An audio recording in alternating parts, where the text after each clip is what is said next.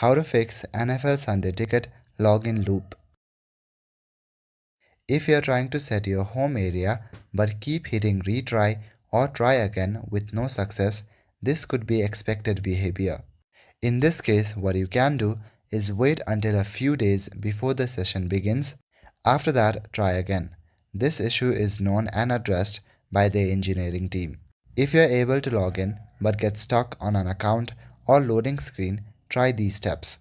Firstly, sign out completely from the app or website.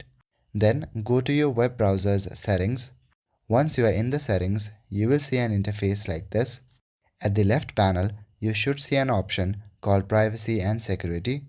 Click on Delete Browsing Data. Before removing the data, make sure you select All Time. Once that's done, click on Delete Data. Once you have done this, then retry by logging in. If you are on your mobile or TV app, delete and reinstall the app. It just makes sure that you're using the latest version. This also clears corrupted data or session conflicts that can prevent login processes from completing. That's all for today. Thank you.